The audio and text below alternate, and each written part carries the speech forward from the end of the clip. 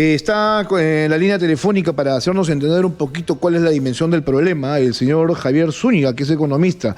¿Cómo está, señor Zúñiga? Muy buenos días. Bienvenido a Hablemos Claro, aquí en Exitosa. ¿Cómo estás, Jesús? Muy buenos días. Muchas gracias por la invitación. No, estoy más que preocupado y no sé si usted tenga la misma sensación luego de tener estas proyecciones del Banco Central de Reserva. Bueno, el presidente del Banco Central se presentó el día de ayer y yo creo que ha hecho una presentación sumamente conservadora, ¿no? Ha dicho que el nivel de crecimiento no estaría en 3.4%, sino 3.1%. Yo creo que conservadora porque la verdad es que el nivel de crecimiento va a ser menor. Y después ha dicho que el nivel inflacionario, que está en niveles de 8%, bajaría a partir del segundo semestre del presente año. Esto es llamativo, ¿no? Porque claro, tienes una inflación calculada en 8.9% y luego él dice que esto podría ir bajando, lo que no garantiza tampoco que los precios bajen, ¿no? O sea, esto podría sonar contradictorio, pero ¿cuál es la real interpretación?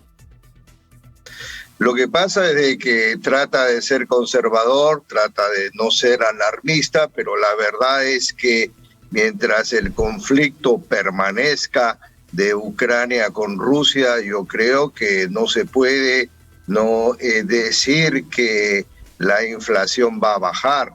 Ahora, la inflación del conflicto es una, pero el tema de los alimentos creados por el no fin de la pandemia es otra. El año pasado los alimentos, no lo digo yo, lo dice la FAO, creció 28%.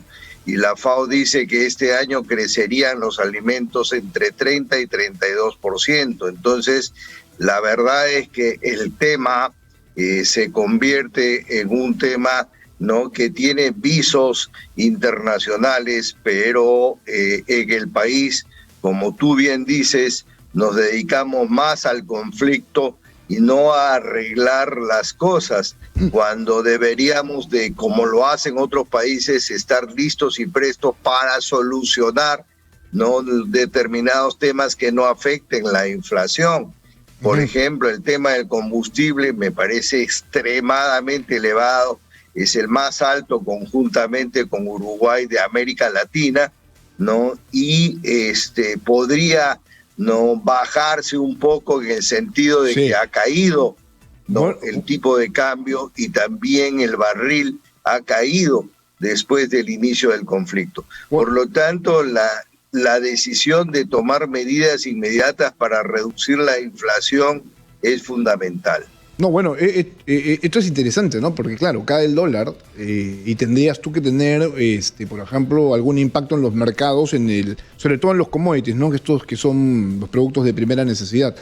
Tendrías que tener ahí tú un impacto, repito, ¿no? También en la gasolina. Sin embargo, esto no se da así, ¿no? Tardamos en proyectar, por ejemplo, esto, ¿no? A mí me llama la atención porque cada semana la banda de precios, ¿no?, de los combustibles, por ejemplo, aumenta. Cada 15 días tenemos un aumento de la banda de precios. La gasolina más cara estaba ya al borde de los 30 soles, creo que la de 97, 98, que está, si no me equivoco, en 27, si no 28 soles. O sea, y la que le sigue por debajo también es bastante alto. Entonces es un presupuesto mayor. Pero vamos ahora a lo siguiente, porque en esta proyección, en este recálculo del crecimiento anual del país, hay también un tema que creo que es importante tocarlo, el tema de la minería, ¿no? Que es lo que dice Julio Velarde. Si tuviéramos otro tipo de contexto donde seríamos más cautos y resolviéramos los conflictos mineros, tendríamos una proyección mucho más apropiada que esta que se ha dado el día de ayer, ¿no? Mira, Jesús, si nos vamos al año 2006, en donde gobernaba el presidente García, y las condiciones macroeconómicas eran similares, porque subieron los precios de los minerales como se ha producido ahora, ¿no? Uno, por el conflicto, y dos, por la fabricación de los automóviles eléctricos, ¿no? La circunstancia fue totalmente diferente. Ahí crecíamos el 6% y vinieron muchísimas inversiones extranjeras. Las condiciones de incertidumbre política colocan al país ¿no? En una situación en donde la inversión privada va a ser cero, por favor. Ya lo es. Y eso es causado por la incertidumbre política y por el conflicto entre el Ejecutivo y el Legislativo. Dios mío, ¿cuándo no se ponen a trabajar juntos para sacar la economía hacia adelante? Yo voy a repetir algo que lo había mencionado al inicio del programa porque creo que es sustancial que el público sepa cuáles son los indicadores a la baja que tenemos. A ver, el estimado del crecimiento, por ejemplo, de la minería metálica, ¿no? De 5.9% estamos en 2.9%, o sea que esa caída es bastante dramática. Ahora, también se ha proyectado, por ejemplo, las exportaciones. Pasamos de 7.5% a 6.1%, ¿no? Esto debido a la desaceleración global. Ahí hay un elemento, obviamente, exógeno, ¿no? Y luego también está lo que estábamos conversando, pero esto no es nuevo en realidad. Esto ya se había anunciado desde inicio del año, ¿no? El tema de la inversión privada que todavía se sigue manteniendo en 0%. Y aquí hay que hacer un paréntesis porque justamente es la inversión privada la que más dinamiza la economía del país en la generación de empleos, ¿no es cierto?, entre otras cosas más. Pero mira, Jesús, si tú haces un análisis, ¿no?, de todos los indicadores macroeconómicos, todos se han deteriorado. Y el único que podrías decir que ha aumentado por el conflicto y por la fabricación de los vehículos eléctricos son las exportaciones. Pero todos los demás indicadores no se han deteriorado. Sí es cierto de que hay en la inflación una proporción internacional, extranjera. Vamos a suponer que sea del 50%. Pero el otro 50% de la inflación es incertidumbre política, incertidumbre local. Y en el caso de la inversión, ¿por qué es cero? Porque no se están cumpliendo las 3 reglas de oro para invertir. Primero, que exista estabilidad política, no la hay. Segundo, que exista un poder judicial justo, no lo hay. ¿No? Y tercero, que no se cambien las reglas de juego. Y aquí se cambian las reglas de juego mañana, tarde y noche. Por lo tanto, pues, ¿quién va a venir a invertir al Perú en esas condiciones? No lo entiende el Ejecutivo, no lo entiende el Legislativo. Por favor, pónganse de acuerdo, pero mientras el Ejecutivo siga gobernando, porque la economía no se deteriore como se está haciendo. Todos los indicadores macroeconómicos están sufriendo. Y los que más van a sufrir son los que menos tienen, porque la inflación es el peor impuesto para los pobres. Quiere decir que va a ser un país de más pobres, ¿no? En un país supuestamente rico, ¿no? Causado fundamentalmente por una mala gestión y una notable incertidumbre política. Ahí está, eso es finalmente la responsabilidad, ¿no?, que la tiene directamente ambos poderes del Estado, el Ejecutivo, el Legislativo, también el Judicial. Me había olvidado justamente de las reglas estas que tienen que existir para que la inversión sea la correcta, ¿no? El tema de lo jurídico. Aquí hay un tema que me llama la atención, porque en una situación tan compleja como esta, que es económica, el gobierno tendría que proyectarse, por ejemplo, de cómo generas trabajo, ¿no? Con una serie de proyectos de infraestructura que te permitan avanzar e invertir, ¿no es cierto? Sin embargo, hasta eso justamente está afectado porque no hay decisión. A ver, ¿cuál es la proyección de Julio Velarde? Dice, en cuanto a la inversión pública, Velarde anotó que la proyección de crecimiento para este año ha pasado de 4% a 2.1%, o sea, prácticamente aquí hay una inacción, ¿no? Y eso tiene un responsable claro. Esto debido a que no está algo retrasada y se esperan que se corrija en los próximos meses. O sea, este problema de la inversión pública tiene dos responsables, el gobierno central y el gobierno regional, que tampoco es que está haciendo las cosas bien. Mira, en el caso de la inversión pública, que era 4% y va a pasar a un 2% de acuerdo al presidente del Banco Central de Reserva, en su generalidad el Perú tenía un nivel de inversión pública del 5% y un nivel de inversión privada del 20, 22, 23%. La privada va a ser 0 y la pública va a ser 2. Cuando no se produce la privada, no se insta a tener una mayor inversión pública, pero ni la pública hay. ¿Qué es lo que han hecho? Colocan a personas que no conocen el tema, por ejemplo, en la entidad autónoma de la reconstrucción del 2018, ¿no? Que no conocen el tema, que no han gestado nunca un programa de reestructuración o de infraestructura. Por lo tanto, no, el Ejecutivo, en colocar personas no allegados a ellos, está provocando que no se hagan trabajos de infraestructura y afecta a la economía. La incertidumbre política de una mala gestión, la incertidumbre política de no ponerse de acuerdo el Ejecutivo y el Legislativo hace que la economía se encuentre en esta situación, ¿no? Si tú lees un periódico cualquiera, ¿no? De 10 páginas, 8 o 9 páginas son sobre temas políticos y uno sobre temas económicos. Uno. Sí, acá. Quiere decir que no les interesa la economía. Bueno, acá lo tenemos más claro. Nosotros hemos dejado en muchos aspectos el tema político y nos estamos dedicando a temas país. Por eso es que los sábados, por ejemplo, hacemos un balance de los temas que realmente nos deben interesar. Y este es algo que es bastante llamativo. Parece que la gente tampoco es que lo entiende, ¿no? Uno está en el día a día, pero no se pone un poquito a leer o a analizar cuáles son las cifras que tenemos, porque esto a la larga nos tiene que llevar a analizar nuestro futuro, ¿no? El que se viene, porque ¿cómo es que vamos a resistir? ¿Cómo es que vamos a calcular? Porque claro, hay impactos en todos los sentidos y el impacto más directo va a ser el que vamos a sentir cuando se reduzcan nuestros sueldos, nuestros ingresos y no tengamos, por ejemplo, el mismo presupuesto para poder pagar aquello que antes podríamos pagar de manera holgada, ¿no? Hoy se tienen que reducir pues, la canasta básica, el pago de algunos servicios, ¿no? Los ahorros se van deteriorando, ¿no? Hay más deuda, gente que no puede pagar esas deudas. Entonces esto apunta obviamente a un problema bastante serio y eso es un conflicto social que puede ser hasta inmanejable para este gobierno y para este Congreso.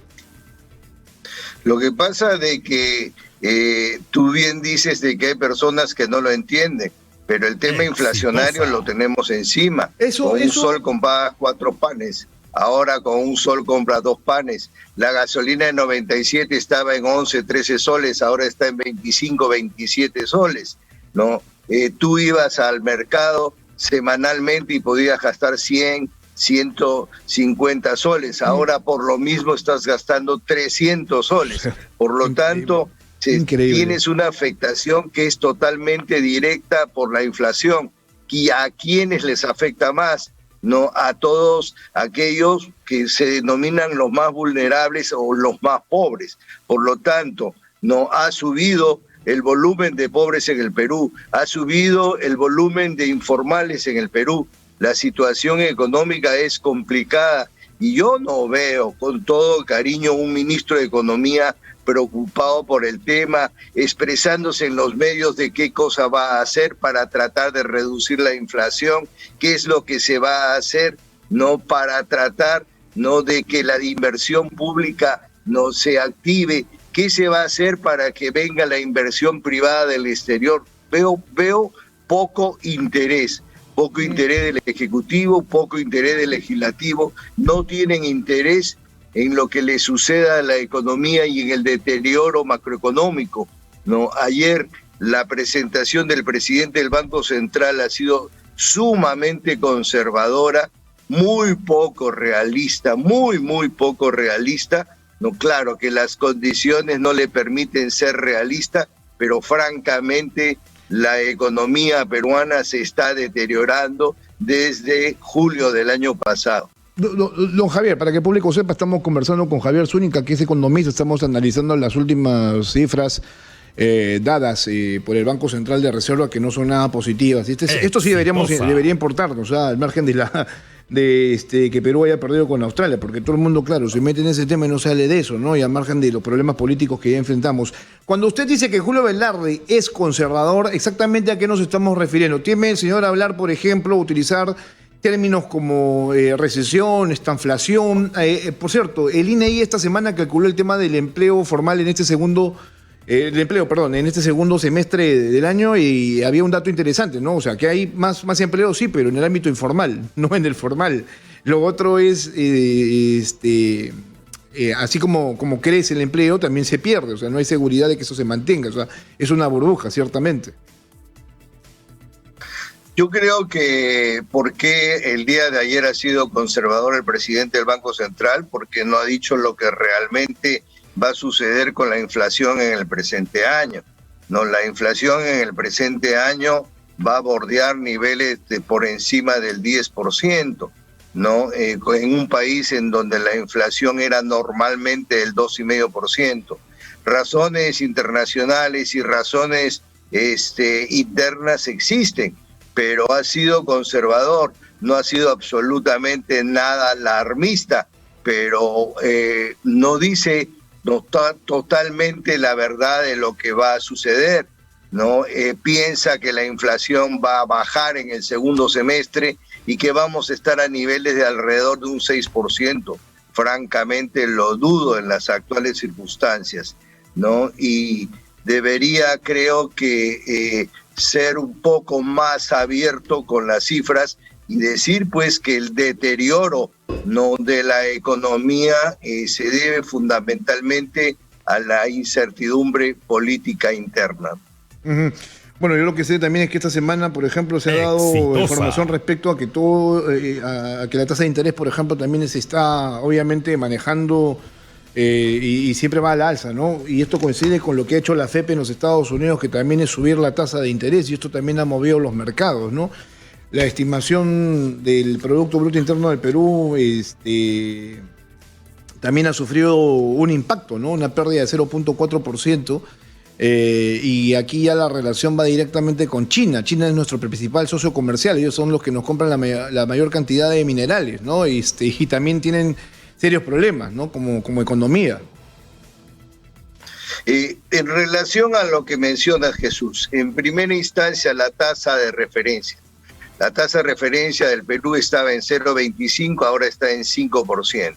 La tasa de referencia, como tú bien sabes, es la tasa promedio entre la tasa activa y pasiva, ¿no? Y con un 5% lo que se hace a través de ese instrumento del Banco Central es reducir la masa monetaria para corregir la inflación, que no se ha corregido, ¿no? Pero lo que hace es deteriorar el crecimiento económico porque hace que los créditos sean más caros. Altos, claro. Más altos.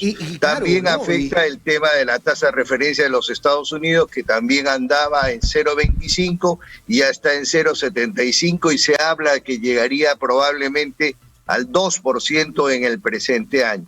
Por lo tanto, ese instrumento monetario utilizado por el Perú y utilizado por los Estados Unidos y por todos los países de América Latina, lo que están haciendo es tratando de corregir la inflación, pero afectan definitivamente al nivel de crecimiento. Por lo tanto, es un instrumento que tiene sus bemoles y ya sucedió en el Perú. No ha corregido la inflación, ¿no? Y ya empezó a reducirse la tasa de crecimiento. Exitosa. Ya no es 3,8, ahora es supuestamente 3,1. Yo creo que va a ser hasta menos. Yo creería que debería estar el crecimiento en alrededor, ¿no?, 2,5%. Bueno, por lo tanto, el instrumento no ha permitido corregir, ¿no?, la inflación.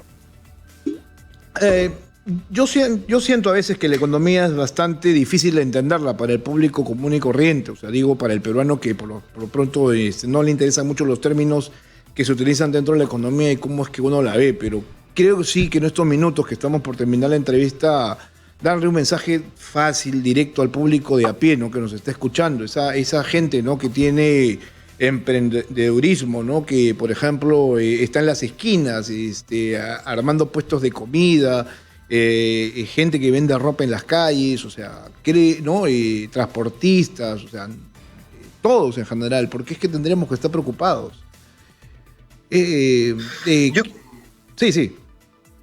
Yo creo, mira, Jesús, de que si no hubiera el sector informal, el Perú sería un verdadero caos. Yo creo en el emprendedor, yo creo de que ese 75,6% de informales permite que el Perú siga viviendo y que las personas que perdieron empleo por el aislamiento y por el coronavirus y que pasaron al sector informal, no están buscando la suya. la idea no es corretearlos, sino contrario, alentarlos para que mañana, pasado y en el futuro pudieran ser formales, como hemos sido todos a la hora de empezar. Primero informales y luego nos hemos convertido en formales. Sin ese criterio, la economía peruana estaría quebrada, ¿no? Pero yo creo también de que el Ejecutivo y el Legislativo ¿no? Deberían de trabajar de manera conjunta, porque si continúan en una situación de conflicto político todos los días, lo único que van a hacer es que la economía peruana se deteriore, y quienes se afectan son los más vulnerables, o mejor dicho, los más pobres.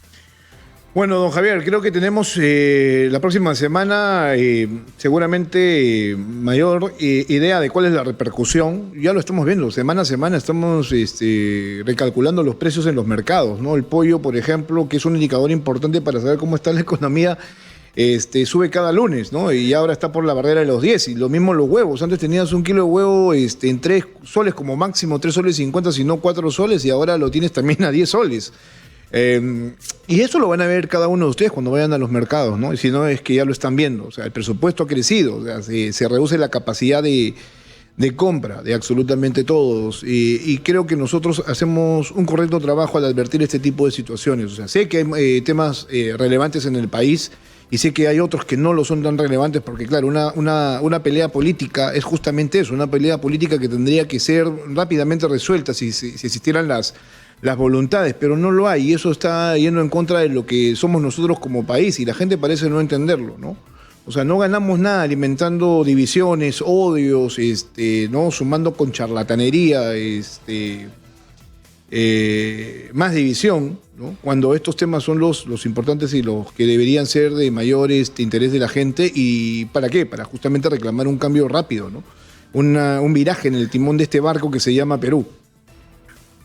Sí, yo estoy totalmente de acuerdo contigo, el conflicto no conduce a nada, pero por lo menos tú como representante del periodismo y yo como analista económico, por lo menos podemos trabajar en el tema de que todo aquello que se importa con un tipo de cambio barato se traslade al consumidor final con un tipo de cambio barato. Los importadores siguen vendiendo los productos a 4.2, cuando el 4.2 fue un tipo de cambio de diciembre del año pasado. Por lo tanto, deberían de ponerse una mano en el pecho, dejar de un lado la especulación, porque estamos en una economía abierta de mercado, y también debería del conflicto terminar, ¿no? Mientras sigamos en una situación de conflicto, francamente la economía se va a deteriorar, ¿no? Y quien más va a estar afectado es el que menos tiene, ¿no?